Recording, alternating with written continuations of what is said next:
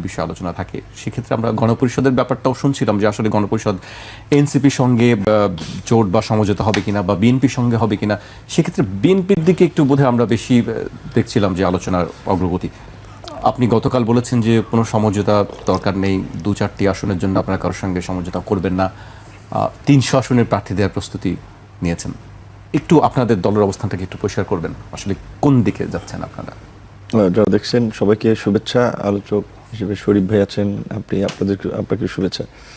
এটা আপনি দুজনের যে মন্তব্য পরে শুনিয়েছেন, একজন বিপ্লবী ওয়ার্কার্স পার্টির এবং গণতন্ত্র মঞ্চের নেতা সাইফুল হক ভাই, আর একজন মোস্তাফিজুর রহমান ইরান। বিএনপি যখন থেকে আপনার 18 দলীয় জোট ছিল তখন থেকেই তিনি ওই দলের সাথে সংশ্লিষ্ট ছিলেন। এমনকি তার দলের ইফতার প্রোগ্রামে আমরা বেগম খালেদা জিয়াকেও দেখেছি যখন তিনি ফিজিক্যালি রাজনীতিতে সক্রিয় ছিলেন।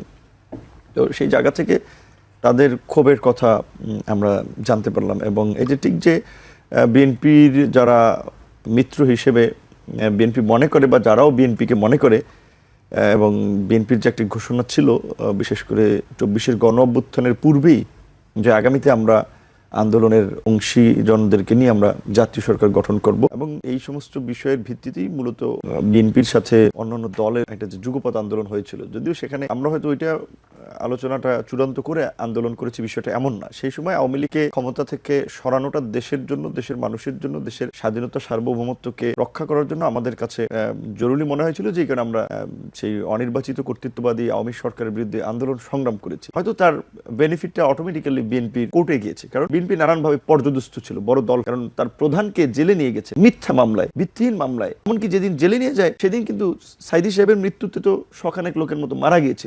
সেদিন যে আপনার ঢাকা শহরে যে আপনার মানে কি বলবেন, ওইভাবে খুব ম্যাসিভ কোনো আন্দোলন হয়েছে, বিভাগীয় শহরগুলোতে একটা ব্যাপক প্রতিক্রিয়া হয়েছে, সেটা কিন্তু ওই সময় দেখা যায়নি। আমাদের খারাপ লেগেছে। তো এই অবস্থার মধ্যে বিএনপিকে যেতে হয়েছে। তার প্রধান জেলে চলে গেছেন, দ্বিতীয় প্রধান দেশের বাইরে কার্যত নির্বাসিত, আর দেশের মধ্যে যারা আছেন তারাও হামলায় পর্যদস্ত। এবং বিএনপির প্রধান মিত্র হিসেবে দীর্ঘদিনে বিএনপির সাথে পথ চলেছে, বিএনপির শক্তির একটা জায়গা ছিল জামাত তো প্রকাশ্যে জামাতের নাম নেওয়াটাই মানে হচ্ছে একটা পাপ ছিল, এরকম ছিল। সেই জায়গা থেকে কিন্তু বিএনপির আন্দোলনে বা বিএনপিকে এই সংকট থেকে উত্তরণে কিছুটা আমি মনে করি আশার আলো হয়ে দাঁড়িয়েছিল গণতন্ত্র মঞ্চ বা আমরা এই ছাত্রদের আন্দোলনটা। কারণ এই ছাত্রদের আন্দোলন আমরা 2018 সালে কোটা সংস্কার আন্দোলন, তার পরবর্তী 2019-এ ডাকসু নির্বাচন, ডাকসুর ভিপি হওয়া, এবং তার পরবর্তী কোনো রাজনৈতিক দলের সাথে যুক্ত না হলেও আমরা যে সরকার বিরোধী যে আন্দোলন সংগ্রাম করেছি, এবং সেটা করতে গিয়ে আমরাও যে আওয়ামী লীগের অত্যাচারে পর্যদস্ত হয়ে শেষ পর্যন্ত সমস্ত মজলুমরা এক জায়গায় হয়ে গেছে, অটোমেটিক্যালি সেটার রেজাল্ট কিন্তু বিএনপির জন্যই তৈরি হয়েছে। এবং এর মধ্যে দিয়ে একটা গণতন্ত্র মঞ্চ গঠিত হয়েছে, একটা রাজনৈতিক সেন্টার করেই সেটা সে সময় হয়েছিল, নানান কারণে পরবর্তীতে সে সময় পথ চলা হয়নি। সো সেদিক থেকে বিবেচনা করলে গণ অধিকার পরিষদ, গণতন্ত্র মঞ্চ, এই জামাত সহ অন্যান্য মিত্ররা বিএনপির কাছে আমি মনে করি গুরুত্বপূর্ণ একটা মানে প্রাধান্য পাওয়া দরকার।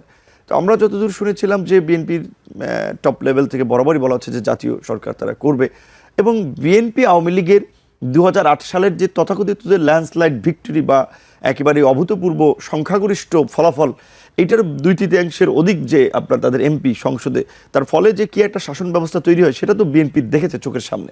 এবং বিএনপি যেই রকমের একটা দল তার স্লাইড ভিক্টরি বা এই ধরনের একটা ব্যাপক সংখ্যাগরিষ্ঠ দিনের সংসদে আসে, সেটা বিএনপির জন্য খুব বেশি ভালো হবে না। সেই জায়গাতে আমরা শীর্ষ নেতাদের মুখ থেকে বরাবরই শুনেছিলাম তারা জোটের জন্য একটা ভালো সংখ্যক আসন ছেড়ে দিতে চায়। এখন যেখানে জোটের শীর্ষ নেতারা দাঁড়াবেন সেই সমস্ত আসনগুলোতেও দেখতেছি যে বিএনপি প্রার্থী দিয়ে দিচ্ছে, এবং প্রার্থী যে সমস্ত জায়গায় দেন নাই, ধরেন আমার এলাকায় যদি ওখানে আমি নির্বাচন করব, তাহলে বিএনপি যদি আমাকে মিত্রভাবে, আমার দলকে মিত্রভাবে আমাকে যদি ছেড়ে দেয়, তাহলে তার প্রার্থী তো প্রতিনিয়ত মাঠে হুমকি দামকি দিয়ে বেড়াচ্ছে, আমাদের লোকজনকে নানানভাবে নাজেহাল করে বেড়াচ্ছে। তো মাঠেও এখন তফসিল ঘোষণার আগে মাঠেও ওই ব্যবহারটা পাওয়া যাচ্ছে না, এবং সিটের জায়গা থেকে তো অনেকের সিটে আসন ঘোষণা দিয়ে, সেই ক্ষেত্রে তাদের মধ্যে ক্ষোভ থাকাটা স্বাভাবিক। এখন আমি জানি না এটা বিএনপি কিভাবে আপনার মীমাংসা করবে, তবে এটা আমাদের কথা পরিষ্কার, শেখ হাসিনাকে আমরা ফ্যাসিস্ট বলি, তো শেখ হাসিনাও আমাদের 10টা সিট অফার করেছিল যে নেওয়ার জন্য। শেখ হাসিনা নিজে ফোন করেছিল, আপনার তৎকালীন ব্রিগেডিয়ার জেনারেল জোবায়ের সাহেব, ডিজিএফ এর হামিদ সাহেব, তারপরে আপনার আওয়ামী লীগের নেতারা, অনেক নেতারা আপনার বলা চলে জোর করে তুলে নিয়ে বসেছেন কিংবা আলোচনা করেছেন দামি প্রার্থী দাঁড়াইলে প্রত্যেক আসনের জন্য আপনার 50 লাখ টাকা করে খরচ দিবে, কারণ সেই সময় তো ছাত্র যুবক তরুণদের জায়গায় গণ অধিকার পরিষদ বা আমরা ছিলাম। তো সেই শেখ হাসিনার তো পয়সাও নিলাম না, সিটেও সমঝোতা। তো এখন এই গণঅভ্যুত্থানের পরে আমরা একটা মিত্র জোট গঠন করে নির্বাচন করব, সেটা বিএনপি কেন্দ্রিক হোক, 8 দল কেন্দ্রিক হোক। তারা যদি বিবেচনা করে যে এরকমের 2-4 সিট দিয়ে, তো 2-4 সিটে তো এই খুদকুড়া টোকানের জন্য আমরা কারোর সাথে জোটে যাব না। রাজনীতি এই খুদকুড়া রাজনীতি দেশ থেকে বন্ধ হওয়া দরকার। সেজন্য আমরা বলেছি যে প্রয়োজনে আমরা এককভাবে নির্বাচন করবো। হ্যাঁ, সেক্ষেত্রে এমন হইতে পারে একটা আসনে জিততে নাও পারে, না জিতুক, আগামীর জন্য মাঠ তৈরি হবে, রাজনীতি তৈরি হবে। কিন্তু এই দেশের মানুষও আসলে নেতৃত্বের জায়গা থেকে দৃঢ়তা এবং কমিটমেন্ট দেখতে চায়। সো সেই জায়গা থেকে আমরা পরিষ্কার বলেছি যে বিএনপির সাথে কিংবা যার সাথে আমাদের যদি জোট সমঝোতা হয়, সেখানে একটা ন্যায্যতার ভিত্তিতে সরকারে আমাদের কি রোল হবে, আমরা কি ছোট জগন্নাথ মার্কা ইনু মেনন ভাইদের মতো মন্ত্রী সেখানে একটা সিদ্ধান্ত গ্রহণে ভূমিকা থাকবে, এই ধরনের আলাদা আমরা কোনো জোটে যাব না। এটা আমাদের একটা পরিষ্কার অবস্থান।